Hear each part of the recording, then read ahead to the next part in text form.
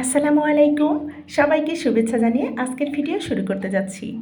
আজকের ভিডিওতে থাকছে দুর্দান্ত স্বাদের রুই মাছের লেজ ভর্তা রেসিপি। কিভাবে সহজে এতে তৈরি করা যায় সেটাই আপনাদের সঙ্গে শেয়ার করতে যাচ্ছি। আশা করি আজকের রেসিপি আপনাদের ভালো লাগবে। যদি থাকে ধোয়া ওঠা গরম ভাতের সঙ্গে বাঙালির প্রথম পাতে এই সুস্বাদু দুর্দান্ত স্বাদের মাছের লেজ ভর্তা রেসিপিটি, তাহলে কিন্তু তৃপ্তি সহকারে বাঙালির প্রথম পাতের ভাতটাই উধাও হয়ে যাবে ইনশাআল্লাহ, আমি কথা দিচ্ছি। তাহলে চলুন দেখি এর মূল প্রস্তুত প্রণালীতে চলে যাই। সবার প্রথম রুই মাছের লেজ নিয়েছি, ভালোভাবে ধোয়া, দাগ কেটে নিয়েছি। হাফ কাপ পরিমাণ পেঁয়াজ কুচি, হাফ কাপ পরিমাণ কাঁচামরিচ, শুকনো মরিচ 10-12টা, ছোটো একটা রসুনের কুয়োগুলো নিয়েছি খোসাটা ছাড়িয়ে। তারপর ধুয়ে রাখা মাছটা আমি এখানে একটা টুকরো ব্যবহার করছি, আপনারা চাইলে শুধু লেজটা দিয়েও ভর্তা করে নিতে পারেন। তারপর এখানে সামান্য পরিমাণ লবণ, হলুদ ও লাল মরিচের গুঁড়ো দিয়ে ভালোভাবে গামাখা করে নিয়েছি। তারপর চুলাতে একটা প্যান বসিয়ে দিয়ে সামান্য পরিমাণ সয়াবিন তেল দিয়ে দিয়েছি। তেলটা গরম হয়ে আসলে দিয়ে দিলাম মাছের লেজ ও একটা টুকরো। মাছের লেজ ও টুকরোটা ভালোভাবে ভেজে নেব। আমরা এপিট ওপিট করে ভেজে নিচ্ছি, দেখতে পাচ্ছেন। চুলার আগুনটা মিডিয়াম আঁচে রেখে আমরা মাছ ভাজার কাজটা করব। যদি চুলার আগুনটা বাড়িয়ে দিই তাহলে কিন্তু মাছটা পুড়ে যাওয়ার একটা চান্স থাকে, আর যদি কমিয়ে রাখি তাহলে কিন্তু মাছ থেকে পানি ছাড়ার চান্স থাকে। তাই আমরা মিডিয়াম আঁচে রেখে মাছ ভেজে নিতে চেষ্টা করব। এপিট ওপিট করে ভেজে উঠিয়ে নিয়েছি। এবার ভালোভাবে ভাজা হয়ে গেছে। এখন আমি একটা প্লেটে উঠিয়ে নিয়েছি। অবশিষ্ট যে তেল ছিল সেই তেলে দিয়ে দিলাম 10-12টা হবে শুকনো মরিচ। আপনারা কিন্তু চাইলে শুধু শুকনো মরিচ কিংবা শুধু কাঁচামরিচ দিয়েও করে নিতে পারেন এবং কমিয়ে বা বাড়িয়ে ঝালটা ব্যবহার করতে পারেন। মরিচগুলো ভেজে উঠিয়ে নিয়েছি। এবার দিয়ে দিলাম কাঁচামরিচগুলো। এখানে হাফ কাপ পরিমাণ কাঁচামরিচ দিয়েছি। ভালোভাবে আমরা ভেজে নেব। চুলার আগুনটা একটু কমিয়ে রাখতে হবে এই পর্যায়ে। দেখতে পাচ্ছেন কাঁচামরিচগুলো কিন্তু ভাজা হয়ে গেছে। আমি কিন্তু তেলে ভাজছি না, যে অবশিষ্ট গায়ে লেগেছিল সামান্য তেল সেটাতেই ভেজে নিচ্ছি। কাঁচামরিচগুলো উঠিয়ে নেওয়ার পর এখন প্যানে দিয়ে দিলাম সমস্ত পেঁয়াজ কুচিগুলো। পেঁয়াজগুলো আপনারা কমিয়ে বাড়িয়ে দিতে পারেন, তবে আমি যেই রেশিওতে মাছটা ভর্তা করেছি এই রেশিওতে যদি করেন তাহলে পারফেক্ট একটা স্বাদ পাবেন। আমি কিন্তু পেঁয়াজগুলো খুব বেশি ভাজিনি এবং তেলের মধ্যেও ভাজিনি। পেঁয়াজ রসুনগুলো একত্রিতভাবে ভেজে নিয়েছি, একটু নরম করে নিয়েছি। পেঁয়াজগুলো কিন্তু তেলে ভাজতে হবে না। কাঁচা পেঁয়াজ খাওয়া কিন্তু আমরা আসলে হজরত মুহাম্মদ সাল্লাল্লাহু আলাইহি ওয়াসাল্লাম কাঁচা পেঁয়াজ খেতেন না, সেই জন্য কিন্তু আমরা কাঁচা পেঁয়াজ খাওয়া থেকে বিরত থাকব। তাই আমি কিন্তু হালকা একটু নরম করে নিয়েছি। কাঁচা পেঁয়াজ অবশ্যই আমরা খাবো না।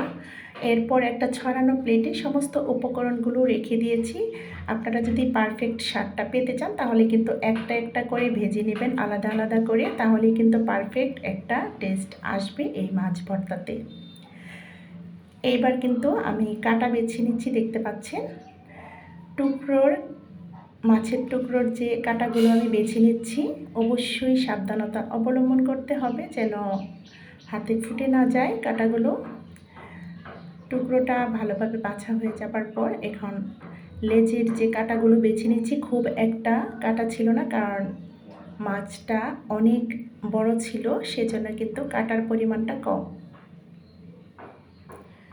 খুব ভালোভাবে বেছে নিচ্ছি। এখনও পর্যন্ত আপনাদের মূল্যবান সময়টুকু দিয়ে যারা আমার সাথে আছেন, লাইকটা দিতে ভুলে গেছেন, প্লিজ লাইকটা দিয়ে যাবেন। আর আপনাদের গুরুত্বপূর্ণ মতামত অবশ্যই জানিয়ে যাবেন। সম্ভব হলে শেয়ার করে দিতে পারেন। আর এই ধরনের টিপস সহকারে নতুন নতুন সহজ রেসিপি পেতে চাইলে অবশ্যই লাইক কমেন্ট শেয়ার করতে ভুলবেন না। চ্যানেলটাকে সাবস্ক্রাইব করার বিশেষ অনুরোধ রইল। কাটাগুলো ভালোভাবে বাছা হয়ে যাবার পর এখন শুকনো মরিচের যে ডাঁটাগুলো ফেলে দিয়ে স্বাদ মতো লবণ দিয়ে দিয়েছি। লবণটা আমরা বুঝে শুনে ইউজ করব, কারণ মাছের গায়ে যখন ভেজে নিয়েছিলাম তখন কিন্তু সামান্য পরিমাণ লবণ দিয়েছিলাম, সেই অনুসারে কিন্তু আমরা লবণটা দিতে চেষ্টা করব। যদি ভর্তাতে লবণ বেশি হয়ে যায় তাহলে কিন্তু টেস্টটা নষ্ট হয়ে যাবে। মরিচগুলো গুঁড়ো করে নিয়েছি, অবশ্যই লবণ দিয়ে গুঁড়ো করে নিতে চেষ্টা করব, তাহলে কিন্তু সহজেই গুঁড়ো হয়ে যায়। তারপর কাঁচামরিচগুলো চটকিয়ে নিয়েছি, পেঁয়াজগুলো ও মাছ সমস্ত উপকরণগুলো ভালোভাবে মেখে নিচ্ছি। এই পর্যায়ে দিয়ে দিচ্ছি ফ্রেশ ধনিয়া পাতা কুচি ও আদা কুচি।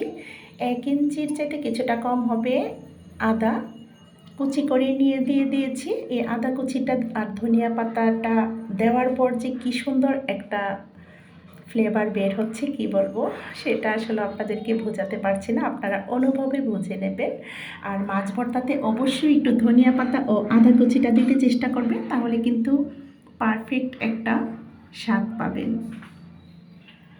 তো হয়ে গেল মাছের ভর্তা, আলহামদুলিল্লাহ। এবার আমি একটা সার্ভিং ডিশে সার্ভ করে দেখিয়ে দিচ্ছি। দেখুন, দেখতে না যতটুকু লোভনীয় ছিল, খেতে দুর্দান্ত স্বাদের হয়।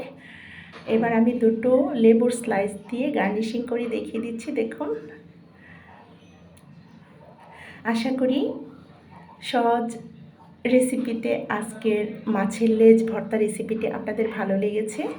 তো পরবর্তী ভিডিও দেখার আমন্ত্রণ রেখে আপনাদের সবার সুস্বাস্থ্য কামনা করে আজকের মতো ভিডিওটা এখানেই শেষ করব। সবাই ভালো থাকবেন, সুস্থ থাকবেন, আমাদের পাশে থাকবেন, আমাদের জন্য দোয়া করবেন। আর 5 ওয়াক্ত নামাজ পড়তে কখনোই ভুল করবেন না, হেলালসি করবেন না। সবাই ভালো থাকবেন। আল্লাহ হাফিজ। আসসালামু আলাইকুম।